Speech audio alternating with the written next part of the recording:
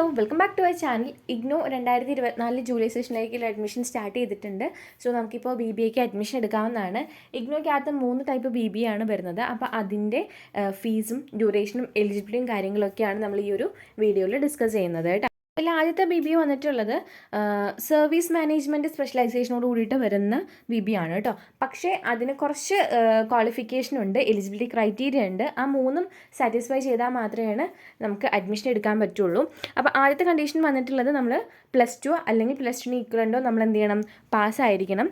രണ്ടാമത്തെ കണ്ടീഷൻ വന്നിട്ടുള്ളത് മിനിമം 18 വയസ്സെങ്കിലും നമുക്ക് വേണം.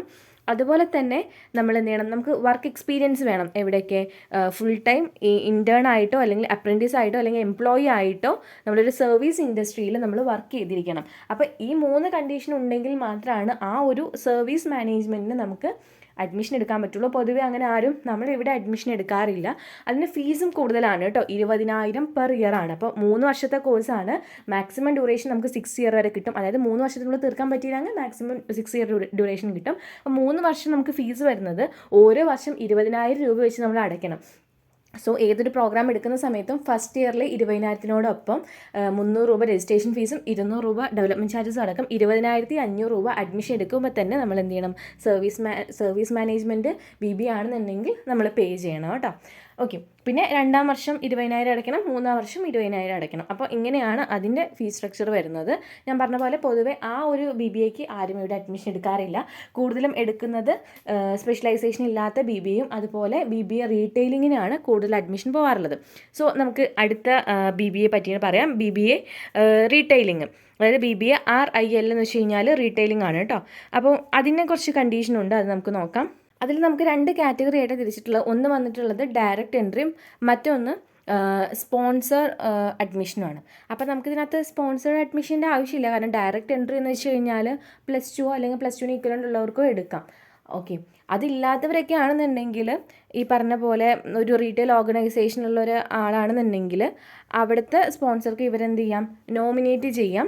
പക്ഷെ അവർക്കും ഈ ഓൺലൈനായിട്ട് അഡ്മിഷൻ എടുക്കാൻ പറ്റില്ല. അങ്ങനെ സ്പോൺസർ ആണെന്നുണ്ടെങ്കിൽ DD ഒക്കെ എടുത്തിട്ട് വേണം നമുക്ക് അഡ്മിഷൻ എടുക്കാൻ വേണ്ടിയിട്ട് കേട്ടോ.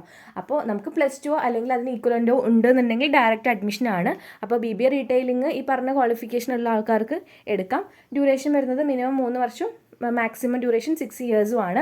ഫീസ് സർവീസ് മാനേജിനെ അപേക്ഷിച്ചിട്ട് പകുതി ഫീസേ ഉള്ളൂ. അതായത് 10,500 പെർ ഇയർ ആണ് കേട്ടോ. അപ്പോൾ ഓരോ വർഷം നമ്മൾ 10,500 അടയ്ക്കണം.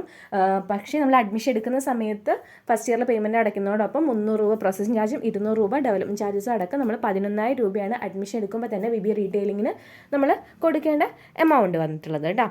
ഇനി നമുക്ക് അടുത്ത് വന്നിട്ട് ഇവിടെ ഏറ്റവും കൂടുതൽ പേര് അഡ്മിഷൻ എടുക്കുന്ന ഒന്നാണ് BBA ജനറൽ. കോഴ്സിൻ്റെ പേര് വെറും BBA എന്ന് മാത്രമേ ഉള്ളൂ. സ്പെഷ്യലൈസേഷനൊന്നും ഇല്ലാത്ത പ്രോഗ്രാമാണ്. അതിൻ്റെ ക്വാളിഫിക്കേഷൻ സെയിം, +2 അല്ലെങ്കിൽ ഈക്വലൻ്റ് ഉണ്ടെങ്കിൽ നമുക്ക് എടുക്കാം. ഈ ഈക്വലൻ്റ് എന്ന് ഉദ്ദേശിക്കുന്നത് ഇപ്പോൾ നമുക്ക് ഈ 2 ഇയർ 3 ഇയർ ഡിപ്ലോമയ്ക്ക് +2 ഈക്വലൻ്റ് ആണല്ലോ. സോ അങ്ങനത്തെ കോഴ്സ് ഉള്ളവർക്കും +2 ഇല്ലാന്നുണ്ടെങ്കിൽ നമുക്ക് എടുക്കാവുന്നതാണ്. ഡ്യൂറേഷൻ സെയിം, 3 വർഷം മിനിമം, മാക്സിമം ഡ്യൂറേഷൻ 6 ഇയേഴ്സ് ആണ്. ഫീസ് പിന്നെയും കുറച്ചുകൂടി കുറവുണ്ട്, 10,000 പെർ ഇയർ ആണ്. അപ്പോൾ 3 വർഷം നമ്മൾ 10,000 റുപ്പീസ് വെച്ച് അടയ്ക്കണം. അഡ്മിഷൻ എടുക്കുന്ന സമയത്ത് ഫസ്റ്റ് ഇയർ ഫീസിനോടൊപ്പം 300 രൂപ രജിസ്ട്രേഷൻ ഫീസും 200 രൂപ ഡെവലപ്മെൻറ്റ് ചാർജസും അടക്കം 10,500 രൂപ അഡ്മിഷൻ എടുക്കുമ്പോൾ തന്നെ പേ ചെയ്യണം കേട്ടോ.